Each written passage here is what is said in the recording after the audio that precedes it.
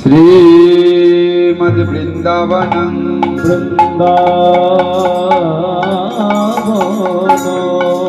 रम्यां यमुनाय प्रदक्षिणा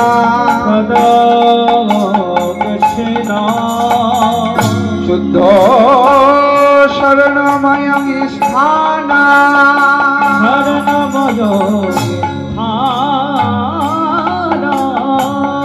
कल्पो वृक्ष सुशोभना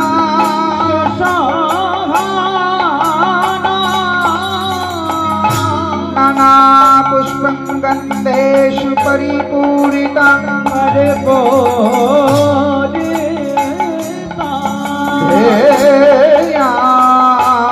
वृंदावन धाम गोप गोपी विराजित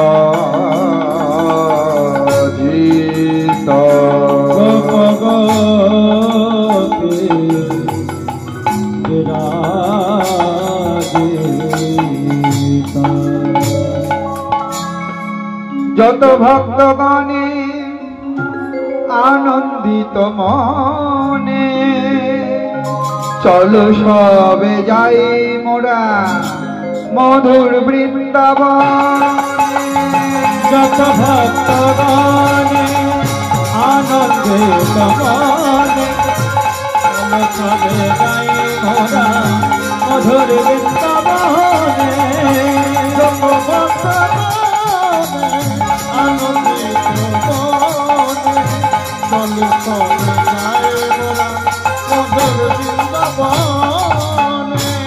রাধে রাধে গাইব শ্যাম পান চাইব রাধে রাধে গাইব শ্যাম পান চাইব ব্রজবাসীর চরণ ধুলি মস্তক ভূষণ রাধে রাধে হরিবল হরিবল শ্যাম পান চাইব ভক্তগণের চরণ ধুলি মস্তক আমারে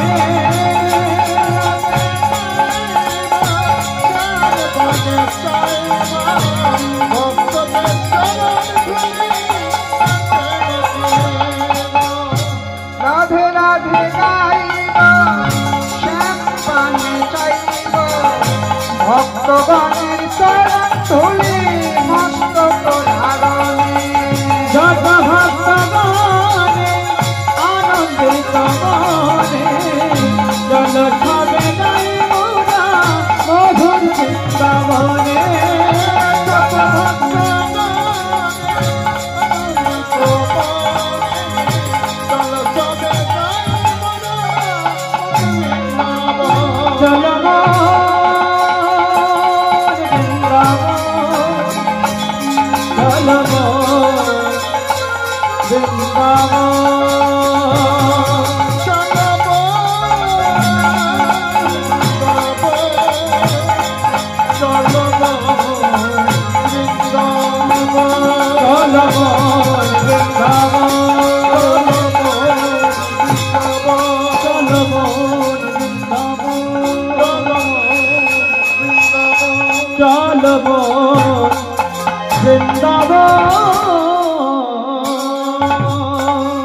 वृंदावन बिहारी लाल की जय बांके बिहारी लाल की जय राधा रानी जीव की जय अपन अपन गुरु गोसाई की जय समग्र भक्तगण की जय जय जय श्री राधे श्री राधे।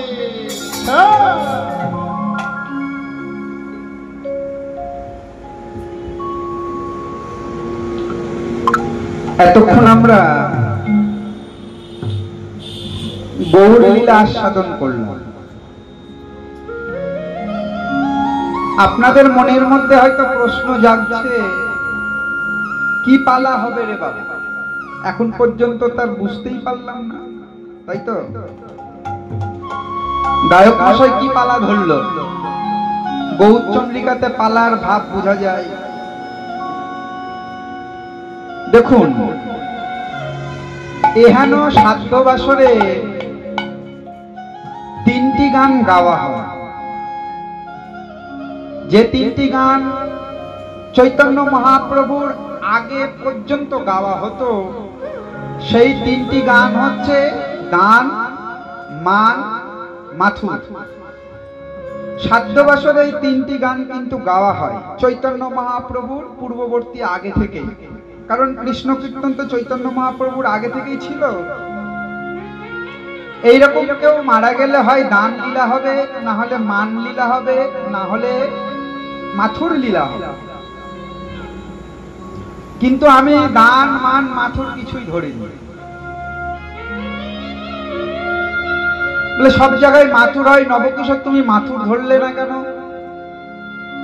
এই কারণে ধরলাম না, এটা তো মন্দির। মাথুরে শ্রীকৃষ্ণ চলে গেছিল, যাওয়ার পরে কিন্তু কৃষ্ণ আর কোনোদিনও ফিরে আসেনি। তাই আমি এখান থেকে কৃষ্ণকে পাঠাবো আর আনবো না, একটু গায়ে লাগলো। আমি ভাগনাকে বললাম, মানে লোককে, বাবা কি গাইবো? লোক লাখো। বললো মামা তাহলে কি গাওয়া যায়? বললাম আর একটা লীলা হয়, এই সাধ্য বাসরে গাওয়া হয়, যেটা চৈতন্য মহাপ্রভুর পরবর্তী। চৈতন্য মহাপ্রভু নিজে বলেছেন যে লীলাটা গাইতে গেলে যার উদ্দেশ্যে গাওয়া হবে সে কোনোদিনও আর ওই নরদেহ নিয়ে ভবে আসবে না, তিনি পরম সিদ্ধি লাভ করবেই করবে। সেই লীলাটা কি? সেই লীলাটা একটা গৌর লীলা। কোন গৌর লীলা? না, গৌর লীলাটি হলেন হরিদাসের নির্যাস। নিতাই গৌর শিবানাথ হরি বল, হরি বল, হরি বল, হরি বল। আস্বাদন করি আমরা হরিদাসের নির্যাস। কেমন করে? আপনারা তো গৌর কৃষ্ণলীলা সব শুনেছেন, আপনাদের এখানে যেহেতু কীর্তন হয়, আপনারা দান লীলা শুনেছেন, মান শুনেছেন, মাথুরও হয়তো অনেক জায়গায় শুনেছেন। কিন্তু ভক্ত হরিদাস বা হরিদাসের নির্যাস, আমিও ভাবলাম যে যখন নতুন ছেলে আমি যাচ্ছি ওখানে, এই পালাটাই গাই। চল ঠিক আছে বাবা, ওটাই গাই। হরিদাসের নির্যাস। প্রথমে জানতে হবে হরিদাসকে। হরিদাস কিন্তু অন্য কোনো জন নয়, স্বয়ং ব্রহ্মা। সেই ব্রহ্মার বংশধরেরাই প্রথম অংশ হচ্ছে ব্রাহ্মণ, এবং সেই ব্রহ্মা হচ্ছেন স্বয়ং হরিদাস। কি করে হলো হরিদাস? আস্বাদন করি। মধুময়ী শ্রীধাম বৃন্দাবনে গোবিন্দ আমার ধেনু বৎসগণকে সঙ্গে নিয়ে গোচারণে গেছে। গোচারণে গেছে। ও মা, ও বাবা, আপনারা কীর্তনে অনেক রকম পালা শুনেছেন। সে পালাগুলোর মধ্যে আপনারা শুনেছেন যে গোষ্ঠে গেলে পরে ওই ভগবানকে দেখার জন্য সব দেবদেবীরা এসে গোচারণের ভূমিতে উপনীত হতো। উপনীত হয়ে ওই গোচারণ ভূমিতে ভগবানকে দর্শন করত। কেন গোচারণ ভূমিতে বাড়িতে যেত না? কেন বাড়িতে এই কারণে যেত না, কারণ বাড়িতে ওই যে মা যশোদা, এবং বাড়িতেও গেছিল। যেমন আপনারা জানেন, যখন পুতনা রাক্ষসী বাড়িতে কৃষ্ণকে দেখতে গেল, দেখতে গিয়ে মা বলল, বাবা রে বাবা, যে কেউ গোপালকে দেখতে আসে আর গোপালের বিপদ হয়। পুতনা রাক্ষসী সকট ভঞ্জন। আপনারা জানেন একদিন মহাদেব কিন্তু গোপালকে দেখতে এসছে। মহাদেব দেখতে এসে, মহাদেব তো আর মহাদেবের বেশে আসেনি, মহাদেব এক যোগী বেশ ধারণ করেছে, মাথায় জটা, লাল পোশাক, বড় বড় চোখ। কিন্তু তার যে মহাদেবের পোশাক, মহাদেবের রূপ, সেটা ত্যাগ করে এক যোগী বেশে, মহাদেবের মতোই যোগী বেশে এসছেন গোপালের দর্শন করতে। ও মা, মা কি চাই? ভিক্ষে চাই? আচ্ছা দিচ্ছি বাবা। মহাদেবের ইচ্ছে আছে গোবিন্দের দর্শন করব, ছোট্ট গোপালের দর্শন করব, কিন্তু মা বলছেন গোপাল তো আমার ঘুমিয়ে আছে, ভিক্ষা দিতে গিয়ে ওদের ভিক্ষা নেবো না মা, আমি তোমার শুনেছি তোমার ছেলে নাকি খুব সুন্দর ছেলে হয়েছে, একটু দেখতে দাও না। মার মার যার বলে না ঘর পোড়া মানে সিঁদুরে মেঘ দেখে ভয় করে। এর আগে পুতনা রাক্ষসী এসছিল গোপালকে দেখতে চেয়ে, এসে রাক্ষসী গোপালকে নিয়ে চলে গেছিল। মা বললে আবার কে হবে রে বাবা, না না গোপালকে দেখতে দেবো না। মহাদেব যখন গোপালকে দেখতে দিলেন না, মহাদেব ঘুরে চলে যাচ্ছেন, মায়ের ওপরে তো আর কিছু বলা যাবে না। এবার মহাদেব যেতে যেতে দুটি নয়নের জলে কাঁদছে আর বলছে, হে গোবিন্দ, সুদূর কৈলাস থেকে আমি তোমার দর্শন করব বলে এলাম, তুমি কৃপা করে আমায় দর্শন দিলে না, তুমি কি আমায় দর্শন দেবে না? যখন এইভাবে বসে বসে কাঁদতে কাঁদতে গিয়ে বৃন্দাবনের এক গাছতলায় বসে প্রার্থনা করছেন যে তবে কি আমার দর্শন হবে না? যখনই প্রার্থনা করছেন অন্তর্যামী গোবিন্দ জানতে পারলেন, জানতে পেরে তিনি করলেন কি, কাঁদতে শুরু করলেন। এমন কাঁদছে গোপাল, কান্নার ছুপানোই যায় না, চুপেই না চুপেই না। মা কত খেলনা, কত আদর, কখনো স্তনপান, কিন্তু গোপাল আর চুপে না। যখন ছুটছে না, মা মনে মনে চিন্তা করলো, এই বেটা এসেছিল এক সাধু যোগী বেশে, ওই নিশ্চয় কিছু গুণী ওঝা মানে টুকটাক করে গেছে, না তো আমার গোপাল কাঁদবে কেন? ভালো ছেলে ঘুমালো, উঠেই কাঁদছে তো কাঁদছেই। ওই রাখালটাকে বললো, দেখো ওই সাধু বাবাজি এসেছিল, কিছু হয়তো টুকটাক করেছে, খুঁজে দেখো, বৃন্দাবনের আশেপাশেই আছে, ধরে নিয়ে আসো। যখনই বলেছে ধরে নিয়ে আসো, তখনই কিছু দূরে গিয়ে ওই রাখালেরা গোয়ালেরা দেখতে পেলেন বাবাজি বসে আছে এক গাছতলায় তপস্যা করতে। এই বাবাজি, তুমি আমাদের গোপাল নন্দ ঘোষের বেটাকে কি করেছো? কেঁদেই যাচ্ছে তুমি আসার পর থেকে, চলো তোমাকে মা ডেকেছে। নিয়ে আসলে, যখন নিয়ে আসলে, ও মা, যেই না দরজায় পা দিয়েছে, গোপালের যে চিৎকার করা কান্নাটা একটু ক্ষীণ হয়েছে। ভক্ত ভগবানের মিলন, যেই না একটু আস্ত হয়েছে, অমনি সঙ্গে সঙ্গে সঙ্গে সঙ্গে বলছে, মা তুমি আমায় ডেকেছো? হ্যাঁ। তুমি কি গোপালকে দেখতে চাইলে? তুমি যেই গেলে অমনি আমার গোপাল কাঁদতে শুরু করলো, নিশ্চয় তুমি কোনো কিছু বলেছো। মা একটা কথা বলবো? বলে বলো। তুমি হয়তো জানো না তোমার গোপাল তুমি ছোট দেখতে পাচ্ছ, কিন্তু আমার দিব্য জ্ঞানে আমি দিব্য চক্ষুতে দেখতে পাচ্ছি ওই গোপাল ছোট নয়। মা তোমার গোপাল চুপে যাবে, তুমি একটু আমাকে কোলে দেবে। মা বলছে কোলে নেবে যদি আমার গোপাল ভয় খেয়ে যায় তোমার ওই রকম চেহারা দেখে। মা গো, জগতের কত কত ভয় দেখানো লোকগুলো যাকে দেখে ভয় করে। ঠিক আছে ঠিক আছে, না বাবা। গোপালকে দিয়েছে, গোপালকে যেই না মহাদেবের কোলে দিয়েছে, অমনি গোপাল চুপ। যেই না গোপাল চুপ, সবাই বলছে দেখো দেখো, ওই যে ওর হাতে পেয়ে গোপাল চুপে গেল, তবে নিশ্চয়ই ও কিছু করেছিল। কিছু করেনি। এবার মহাদেব বলছেন, হে গোপাল, এতদিন ধরে তোমার চরণ ধুলি পাবো বলে জগতের ধুলোবালি মেখে বেড়াই,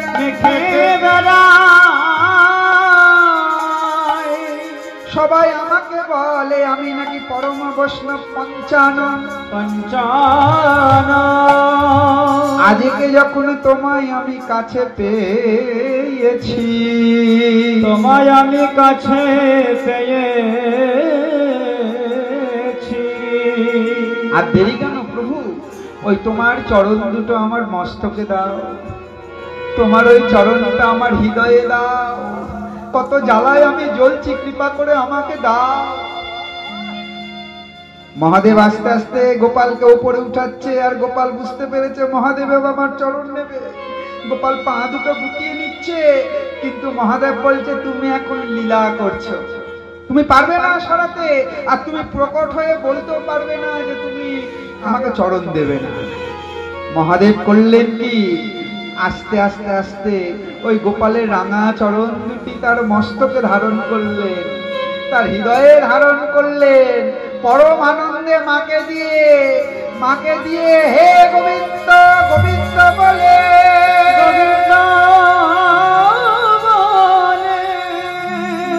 পাগলা ভোলা নিচে নিচে নিচে আনন্দে ঘরে ফিরে গেলেন। মা করতেন কি, ওই সবাই এসে গোপালকে দেখতে চাইতো বলে মা সবাইকে কিন্তু দেখতে দিত না, ঢুকতে দিত না বাড়িতে, না আমার গোপালের সঙ্গে কারো দেখা হবে না। একে একে সব দেবতারা করলেন কি, ওই জন্য আর গোপালকে দেখতে বাড়িতে যেত। বাড়িতে যদি ঢুকতে না দেয় তাহলে যে লাভ আছে। সবাই যেত কোথায়, ওই গোচারণে, যখন রাখাল বালকদেরকে নিয়ে গোবিন্দ গোচারণে যেত, ওই সময় সবাই দেখতে যেত। সবার দেখা শেষ, একজন বাকি আছে। নারদ গিয়ে বললেন, কাকে? নারদ গিয়ে বললেন ব্রহ্মাকে, হে ব্রহ্মদেব, শ্রীরাম বৃন্দাবনে পৃথিবীতে নারায়ণের অবতার হয়েছে, আপনি কি তাকে দেখে এসেছেন? ব্রহ্মা বলল, না এখন অব্দি তো আমি যাইনি। যান যান, কি অপূর্ব লীলা করছে, একটু দেখে আসুন। ওই নারদের কথা শুনে ব্রহ্মদেবে চললেন। কোথায় চললেন? গোবিন্দকে দর্শন করার জন্য। আর গোবিন্দকে দর্শনে, শুনুন, সব জায়গায় যে না, বাড়ি গেলে কিন্তু দেখা পাবেন না, ওই গোচারণে গিয়ে মাঠে গিয়ে দেখা করবেন। এই কথা শুনে ব্রহ্মদেবে চললেন। যখন ব্রহ্মদেবে চলেছেন, গোবিন্দ আমার ওই ধেনু বৎসদেরকে নিয়ে গোচারণে গেছে। গোচারণে গিয়ে ধেনু বৎসকে ছেড়ে গোবিন্দ আমার খেলা খেলছে। কিবা খেলো তোরা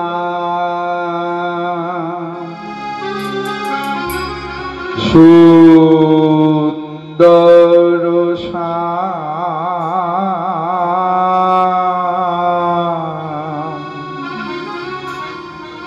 মধুর মধুর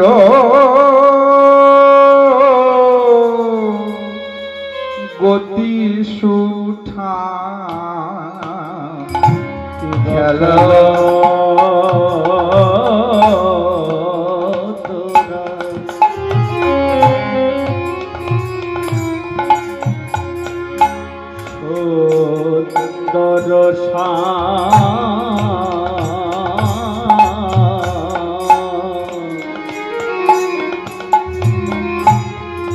মধুর মধুর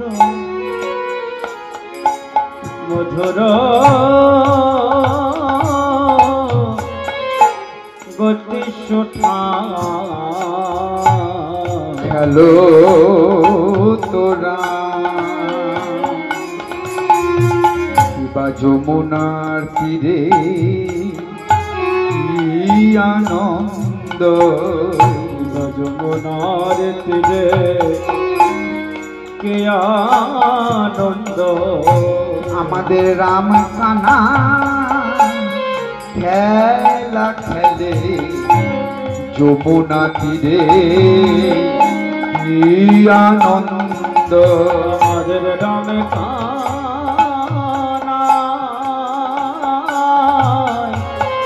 খেলা করে যমুনার তীরে কি আনন্দ। আমাদের রাম কানাই খেলা খেলে, বলি সমবয় বালক শনে। আমাদের রাম কানাই খেলা খেলে সমবয় বালক শনে। আমাদের রাম কানাই খেলা খেলে, আমাদের রাম কানাই খেলা করে যমুনার তীরে কি আনন্দ। কাঁচনে পাচনে বেত রবিন বচনে বাচনে আহা মরি আহা মরি মরি রে বচনে বাচনে বেত রবিন মুরলি ফুরলি গানরি মুরলি ফুরলি গানরি মুরলি কতই গান করে রাগের মূর্ছনা দিয়ে গান করে মূর্ছনা দিয়ে গান করে মূর্ছনা দিয়ে গান করে মুরলি ফুরলি গানরি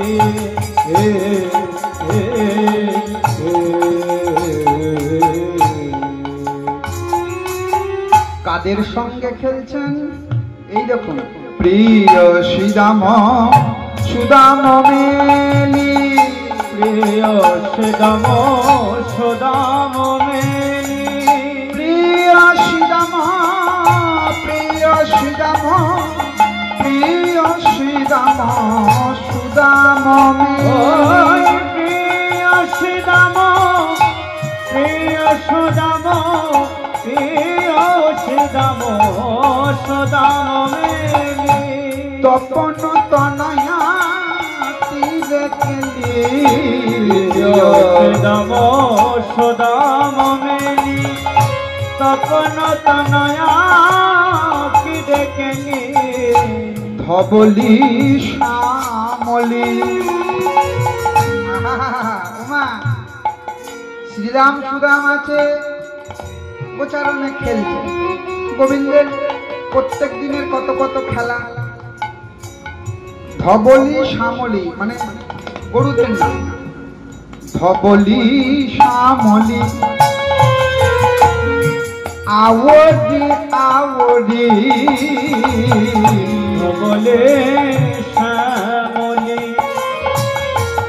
আবদি আবদি ফুকারি বলো তো কানরি বাপকারে বলো তো গানরে বাপকারে বলো তো গানরে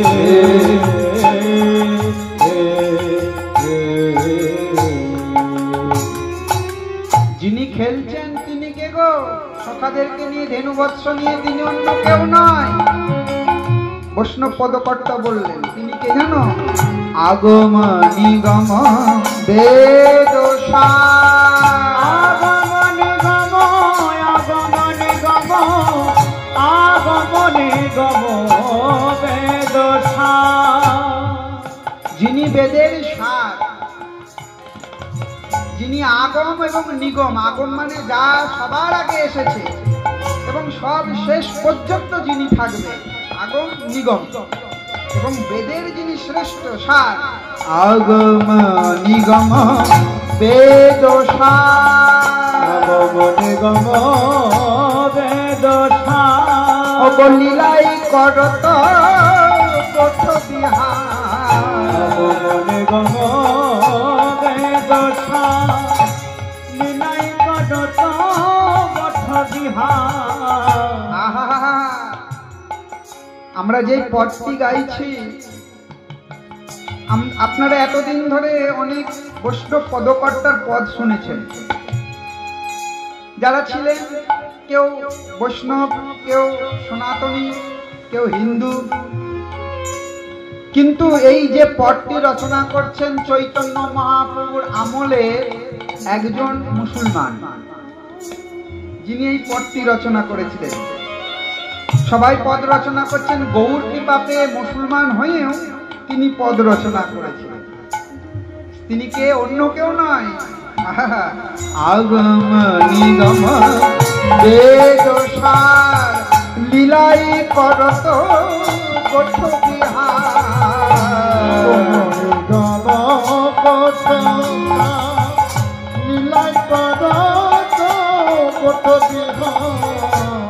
নাসির মাহমুদ জানলাম করত হি আস নাসির মাহমুদ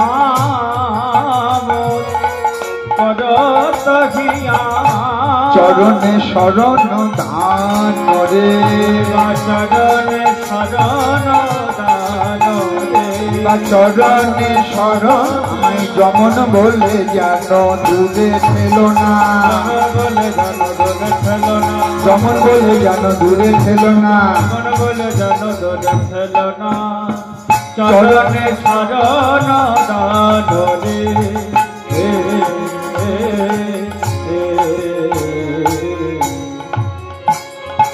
এই সুদাম তোরা অত দূরে আছিস কেন?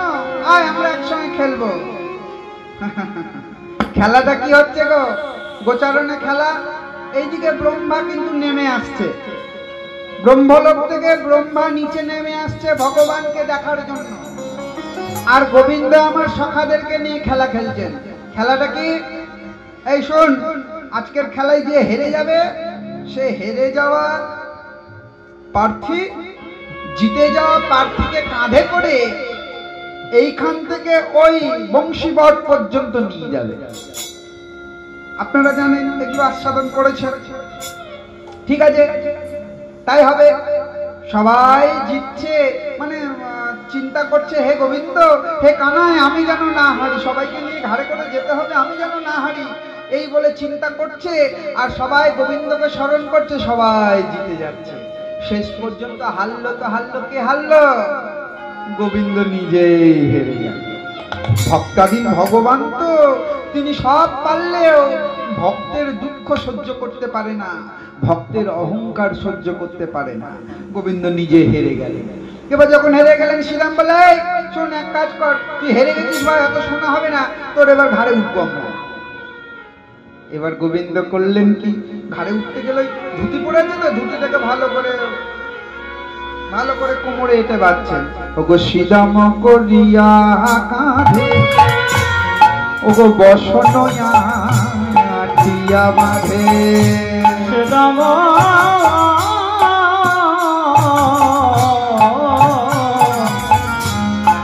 করিয়া কাঁধে বসনয়া টিয়া বাঁধে। ওগো বংশী বট তলে যাই গো, বংশী বট তলে যাই, বংশী বংশী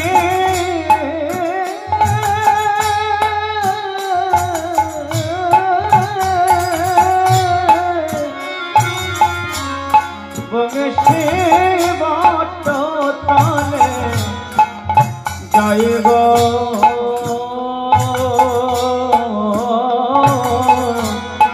বংশী বট তলে যাই। ওগো কানাই না জিতে কবু,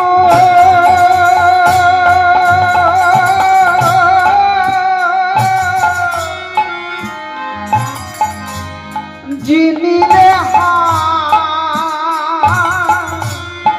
রয়ে প্রভু, কানাই না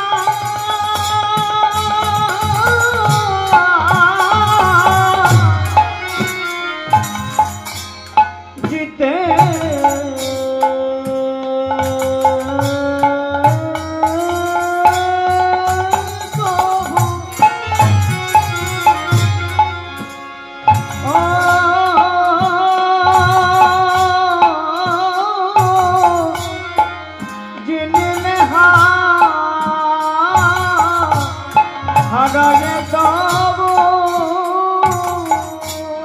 বলি নাম করি সবাই তোরাইব,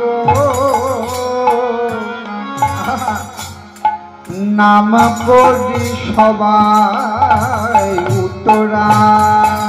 মরি মরি রে মরি রে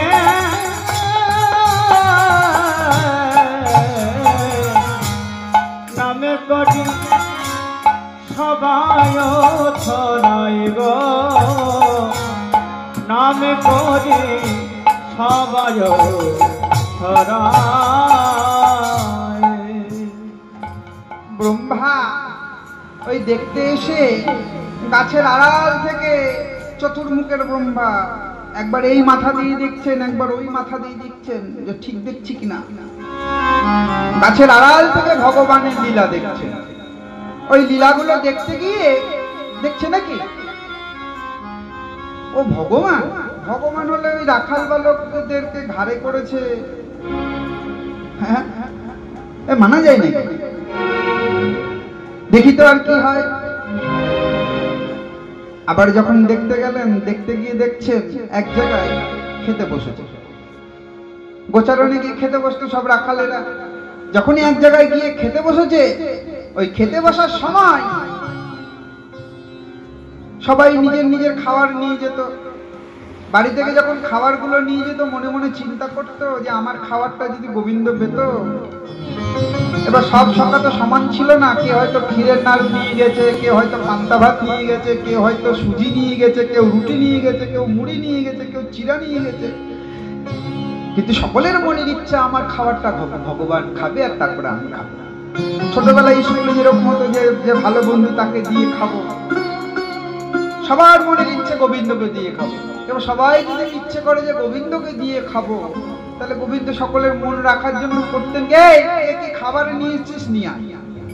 ওই গোচারণে গিয়ে মাঝ সময় সব খাবারগুলোকে এক জায়গায় ঢেলে দিয়ে সুন্দর করে ভালো করে মেখে ওই দলা দলা করে সবাইকে ধরিয়ে দিত। এই তুই এক দলা নে, তুই এক দলা নে, তুই এক দলা নে। এতে কি হতো, কারো মনে দুঃখ থাকতো না, কারণ সবারটাই এক জায়গায় হয়ে গেল। এবার কিছু কিছু সময়ে ভগবানের কি লীলা দেখুন। বাৎসল্য রস তো আর সখ্য ভাব। সখা যখন হয়, বন্ধু বান্ধব যত বড়ই হোক, কোনো বন্ধু হয়তো ডাক্তারি করছে আর কোনো বন্ধু হয়তো রিক্সা চালাচ্ছে। দুই বন্ধু যখন এক জায়গায় হবে, তখন তো ওই ডাক্তার বন্ধু আপনি বলে কথা বলবে গো, না তুই বলেই বলবে, কারণ এটা তো সখ্য ভাব। এই তুই কোথায় গেছিলি? ডাক্তার হতে পারে ওর কাছে, কিন্তু তুই তো আমার এক জায়গায় একসঙ্গে পড়াশোনা করা বন্ধু। এই বলে ওই সখাটা বলতে, এই শুন শুন কানাই, নাকি আমি মুখের মধ্যে দিয়ে দেখলাম আমার মুখে না ওই দলার মধ্যে একটা ক্ষীরের নাড়ু পড়ে গেছে, খেয়ে দেখবি? খুব শ্বাস। ওই সখাদের এঠোটায় ভগবানকে খাওয়াচ্ছে আর ভগবান আনন্দে তা খাচ্ছে। যখনই আনন্দে ভগবান খাচ্ছে, দূর থেকে ব্রহ্মা বললেন না না না না না না, এ যা হোক ভগবান হতে পারে না। কারণ ভগবান রাখাল বালকদের এঠো খায়, ভগবান কোনোদিন কাঁধে চড়ায়, তারপরে কারাগারে কোনোদিন ভগবানের জন্ম হয় না। না না না, ভগবান হতে পারে না। আমি পরীক্ষা করব সত্যিকারী ভগবান কিনা, আমি পরীক্ষা করব। পরীক্ষা করার জন্য কৃষ্ণচন্দ্র ভগবান জানিবার তরে, কৃষ্ণচন্দ্র ভগবানে জানিবার তরে, কৃষ্ণচন্দ্র ভগবানে জানিবার তরে, কৃষ্ণচন্দ্র ভগবানে জানিবার তরে, ধীরে ধীরে জান ব্রহ্মা অরণ্য ভিতরে, ধীরে ধীরে জান ব্রহ্মা অরণ্য ভিতরে, ধীরে ধীরে জান ব্রহ্মা অরণ্য ভিতরে, ধীরে ধীরে জান ব্রহ্মা অরণ্য ভিতরে। পরম ব্রহ্ম যিনি পরম ব্রহ্ম, তিনি ব্রহ্মা যায় পরম ব্রহ্ম পানে। ব্রহ্মা নিজে পরম ব্রহ্মকে দেখার জন্য এগিয়ে চলছে। দূরে দেখে শ্রীকৃষ্ণ করিছে ভজন, দূরে দেখে শ্রীকৃষ্ণ করিছে ভজন, দূরে দেখে শ্রীকৃষ্ণ করিছে ভজন, দূরে দেখে শ্রীকৃষ্ণ করিছে ভজন, দূরে দেখে শ্রীকৃষ্ণ করিছে ভজন। উচ্ছিষ্ট ভক্ষণ দেখি বিবেচিত মন, উচ্ছিষ্ট ভক্ষণ দেখি বিবেচিত মন, উচ্ছিষ্ট ভক্ষণ দেখি বিবেচিত মন। ভাবে মনে মনে, ব্রহ্মা ভাবে মনে মনে, ভাবে মনে মনে, ভাবে মনে মনে, ব্রহ্মা ভাবে মনে মনে, বলে এই কি সেই জনে ভাবে মনে মনে, বলে এই কি সেই জনে ভাবে মনে মনে, ওগো এই কি সেই জনে ভাবে ব্রহ্মা মনে মনে, এই কি সেই জনে ভাবে ব্রহ্মা মনে মনে, এই কি সেই জনে ভাবে ব্রহ্মা মনে মনে, কৃষ্ণ কানে দেখি করে কি না এ যে আর হোক এ ভগবান হতে পারে না, উচ্ছিষ্ট ভোজন করছে ঘাড়ে করেছে, না না না না না হতে পারে না। এই বলে আমি পরীক্ষা করব। কি পরীক্ষা করব? কি করি কি করি চিন্তা করলেন। গোবিন্দ আমারে খাওয়া দাওয়া করছে, ওই খাওয়া দাওয়ার সময় তিনি মনে মনে চিন্তা করলেন এক কাজ করি, তিনি যদি অন্তর্যামী হয় সব জানতে পারবে। আমি যতগুলো ধেনুবৎস আছে সব ধেনুবৎস, ওই 9 লক্ষ ধেনুবৎস আমি হরণ করে নিই, হরণ করে নিয়ে ওই পর্বত গহ্বরের মধ্যে আটকে রাখি। এই বলে করলেন কি, যত যত ধেনুবৎস ছিল ব্রহ্মা তার মায়ার বলে সবকে একত্রিত করে নিয়ে ওই গোবর্ধনের গুহার মাঝখানে বন্ধ করে রাখে। গোবিন্দ খাওয়া দাওয়ার পরে যখন হাত ধুতে গেলেন, এই তোরা খাওয়া দাওয়া কর, আমার হয়ে গেছে, আমি হাতটা ধুয়ে আসি।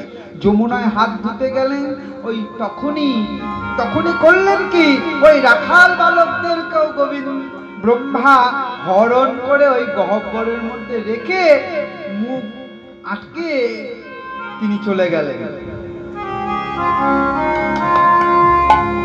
পূর্ণ ভগবান হয় যদি উপায় করিবে, উপায় করিবে, ভগবান নইলে কিছু করিতে নারিবে, কিছু করিতে নারিবে। যদি পূর্ণ ভগবান হয় তাহলে আমি যে চুরি করেছি ধেনুবৎস ঠিক জানতে পারে, আর যদি জানতে না পারে তাহলে জানবো যে ও ভগবান নয়। এই বলে ব্রহ্মা সেখান থেকে ব্রহ্মলোকে চলে গেলেন। যেই ব্রহ্মলোকে গেলেন, রাধে রাধে রাধে, গোবিন্দ হাত ধুয়ে এসে দেখছে সখাও নাই, ধেনুবৎস নেই। যখন ধেনুবৎস নেই, সখা নেই, কেউ নেই, তখন করলেন কি, চিন্তা করলেন এক কাজ করি। কে নিল, কে হরণ করলো, আমার সুদাম কই, সুদাম কই, ধেনুবৎস কই? অন্তর্যামী অন্তরে জানতে পারলেন ব্রহ্মা এসেছিল। ব্রহ্মা এসে আমার ধেনুবৎসগণকে হরণ করেছে। তাই তিনি চিন্তা করলেন, যাক ধেনুবৎস যখন হরণ করেছে আমি আর ধেনুবৎস নিয়ে আসবো না, আমি আমার থেকেই ধেনুবৎসকে সৃষ্টি করে আবার ঘরে ফিরে যাব। কারণ একটু পরে সুদামের মা ওই ধেনুবৎসের বাড়ি যারা রয়েছে তারা, বাচ্চাগুলোর মা, তারা তো কাঁদবে, আমি নিজের অঙ্গ থেকেই তাদেরকে তৈরি করব। ও মা, তিনি তো নিয়ে এসে বাড়ি নিয়ে যেতে পারতেন, নিয়ে গেলেন না কেন? ওই সুদাম, দাম, বসুদাম, শুধু তাই নয়, যে গাভীগুলো ছিল তারাও মনে মনে চিন্তা করতেন। কি চিন্তা করতেন জানো বাবা? চিন্তা করতেন যে ছেলেটা আমার ছেলে শ্রীরাম, কিন্তু শ্রীরাম আমার ছেলে না হয়ে গোপাল যদি আমার ছেলে হতো। সুদামের মা চিন্তা করত, গোপাল যদি আমার স্তন পান করত, আমি যদি গোপালকে আগলে ধরে সারাদিন কাটাতে পারতাম, ঘুমোতে পারতাম। তাদের মনের ইচ্ছে ছিল তাই।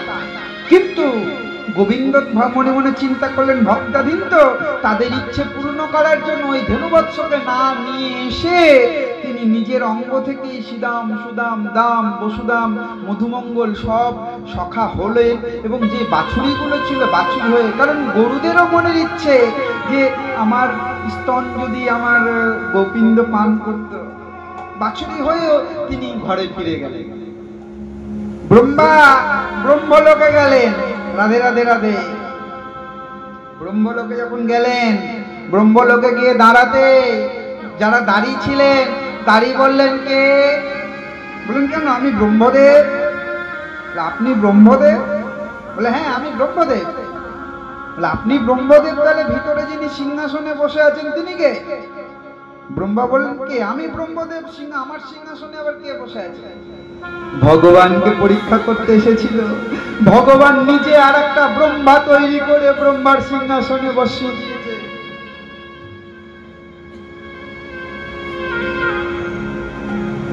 আমি ব্রহ্মদেব, চিনতে পারছো না? বলে না, ব্রহ্মদেব সিংহাসনে বসে আছে, যাও তাকে জিজ্ঞাসা করে আসো। ছুটে গেলেন ওই যে সিংহাসনে বসে আছে সেই ব্রহ্মদেবের কাছে। সেই ব্রহ্মাদেব বললেন আমি সেই ব্রহ্মা টম্বা চিনি না, তাকে চিনি না, তাকে ফিরে যেতে বলে। ব্রহ্মলোক থেকে ব্রহ্মা ফিরে আসলেন আবার বৃন্দাবনে। বৃন্দাবনে এসে তিনি ওই গোচারণ ভূমিতে এসে দেখছেন, গোচারণ ভূমিতে যেরকম করে লীলা করছিলেন ধেনুবৎস, সেই রকমই লীলা করছে, সেই রকম লীলা করছে।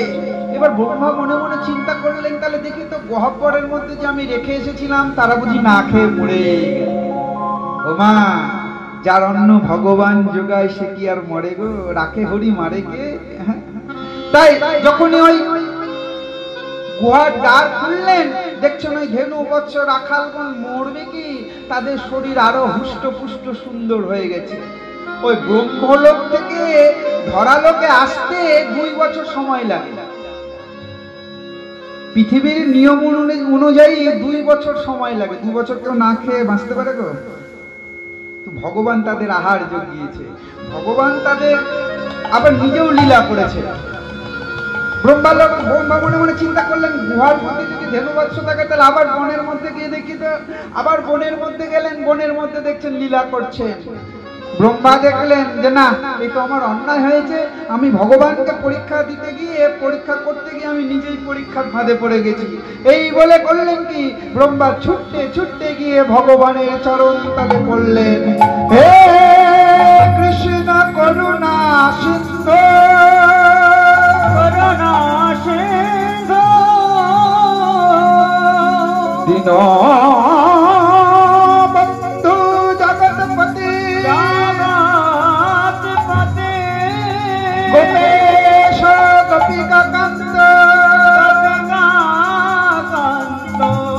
রাধা কান্ত নমস্তুতে। রাধা কান্ত নমস্তুতে। প্রভু, প্রভু আমার বড় অন্যায় হয়ে গেছে, প্রভু তুমি আমায় ক্ষমা করো। আমি বুঝতে পারিনি, আমি নিজেকে সৃষ্টিকর্তা বলে অহংকার করেছি, কিন্তু তুমি যে আমাকে সৃষ্টি করেছো, তোমার নাভিপদ্ম থেকে আমার সৃষ্টি আমি নিজেই ভুলে গেছি। প্রভু ক্ষমা করো, ক্ষমা করো, ক্ষমা করো।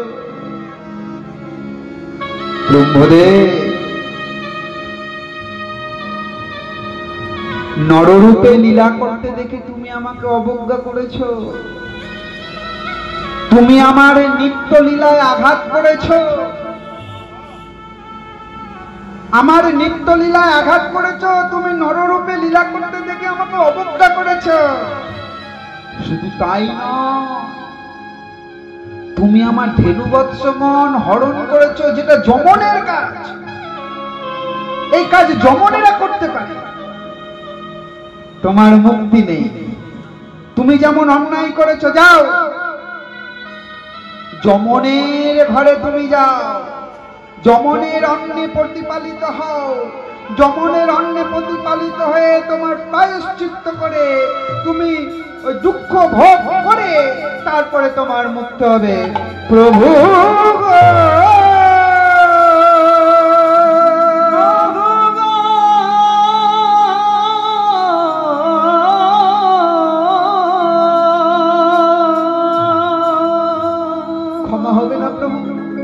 আমার ক্ষমা হবে না। না, তোমার ক্ষমা হবে না প্রভু। তবে সত্যি যদি আমার ক্ষমা না হয়, আমি তোমার চরণে এই মিনতি করছি। শুনেছি তুমি নাকি ভক্তাধীন ভগবান, তুমি নাকি ভক্তের ইচ্ছা পূর্ণ করো। আমাকে নরকে পাঠাচ্ছ তো, আমাকে যমনকুলে পাঠাচ্ছ তো, যাব। কিন্তু আমি তোমার চরণে এই প্রতিজ্ঞা করে যাচ্ছি, যমনকুলে যাব বটে, আমি হৃদয়ে করে তোমাকে নিয়ে যাব। আর আমি যখন হৃদয়ে করে তোমাকে নিয়ে যাব, শুনেছি তুমি যেখানেই যাও সেই জায়গার অন্ধকার থাকে না, প্রদীপ জ্বললে যেমন আলোকিত হয়ে যায়, তুমি থাকলে সেখানকার সব দুঃখ জ্বালা দূরভূত হয়ে যায়। আমি হৃদয়ে করে তোমায় নিয়ে যাব, হৃদয়ে করে তোমায় নিয়ে যাব। যদি নরকেও যেতে হয় তোমাকে নিয়ে যাব, আর তুমি যদি আমার হৃদয়ে থাকো সেই নরকও আমার স্বর্গ হয়ে যাবে। গোবিন্দ বললেন, ব্রহ্মদেব বুঝেছি তুমি বড় চালাক, এমন কাজ করলে, এমন কথা বললে যে তোমার সঙ্গে আমাকেও যেতে হবে। ঠিক আছে, তবে তাই হয়।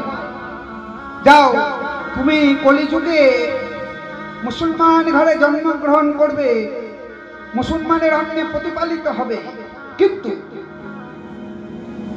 তোমার হৃদয়ে থাকবো আমি হরি। 22 বাজারে বেত্রাঘাত করবে তোমাকে, সেই বেত্রাঘাতেও তুমি হরি নাম ছাড়বে না, আমাকে ছাড়বে না, তোমার সঙ্গে আমি যাব। তাই বললেন, তোমা হইতে হবে মোর হরি নামেরও প্রচার, হইতে হবে মোর হরি নামেরও প্রচার। হরি নাম হরি নাম হরি নাম হরি নাম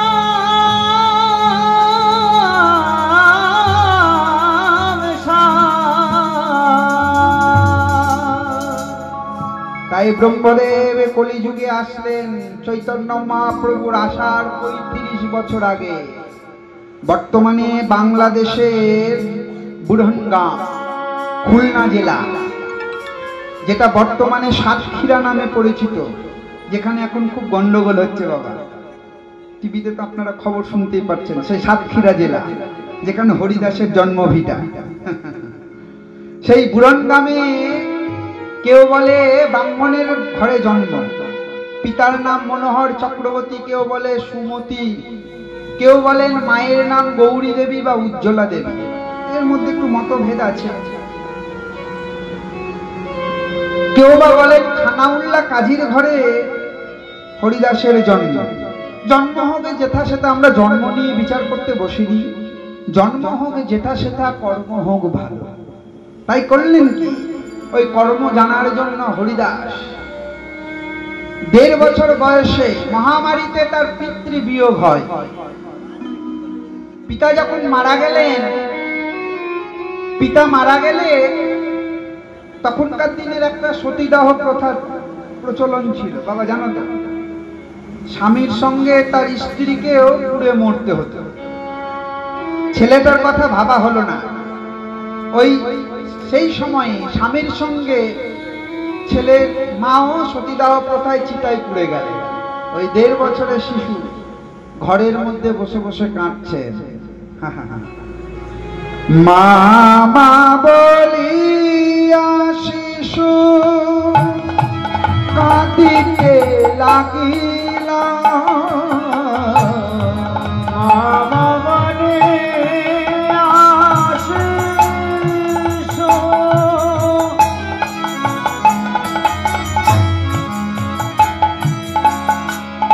কাঁদিতে লাগিল। একটা ছোট্ট শিশু, মা নেই বাবা নেই, ঘরের মধ্যে কাঁদছেন, কে নিবে তাকে? একে মহামারী, খাওয়ারের অভাব, তার মধ্যে আর একটা শিশু নিয়ে কি সবাই কাঁদছে? শিশুটি কাঁদছে, মা মা ক্ষুধার তাড়নায়। মা মা বলিয়া শিশু কাঁদিতে লাগিল,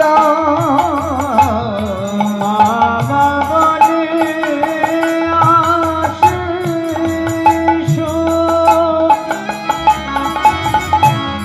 কাঁদিতে লাগিল। হাবিবুল্লাহ কাজে এসে কোলে তুলে নিল,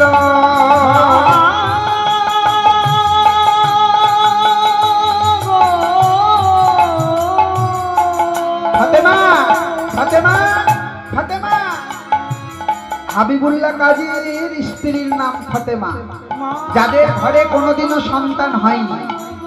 একটা সন্তানের জন্য অনেক চেষ্টা করেছে, কিন্তু সন্তান হয়নি। ফাতেমা বললেন, এ কে গো, কাকে নিয়ে এসছো? ফাতেমা, এটা আমাদের আল্লাহর বকশিস, তোমার তো ছেলে পুলে নেই। যেহেতু তোমার ছেলে পুলে নেই, আমাদের ওপরওয়ালা আমাদেরকে কৃপা করে এই সন্তানটা দিয়েছে। এ কোথায় পেলে? ওর বাবা মা মরে গেছে। যখন বাবা মরে গেছে কাঁদছিল, কেউ আর কোলে নেয় না। আমি যখন কোলে নিতে গেলাম, কোলে নেওয়ার সঙ্গে সঙ্গে গ্রামের লোক ছুটে এসে বললেন, এই ব্রাহ্মণের সন্তানকে আপনি কোলে নিয়েছেন, এই জাতি ছাড়া হয়ে গেছে। যখন এই জাতি ছাড়া হয়ে গেছে, আমাদের জাতিতে আর নেব না, তার কি করবো, আমি ফেলে আসবো? তাই আমি ওকে কোলে করে নিয়ে চলে এসেছি। তো ফাতেমা, তুমি কি পারবে না, তুমি কি পারবে না এই সন্তানটিকে মাতৃ স্নেহ দিয়ে বড় করতে? হ্যাঁ গো, এর নাম কি রাখবো? বাবা মা হারা ছেলে, যার জন্য এর নাম রাখবো হারেস। এর নাম আজ থেকে হারেস। হারেস, বেশ। এই বলে বাবা এবং মা খুব সুন্দর করে সেই হারেসকে প্রতিপালন করতে শুরু করলেন।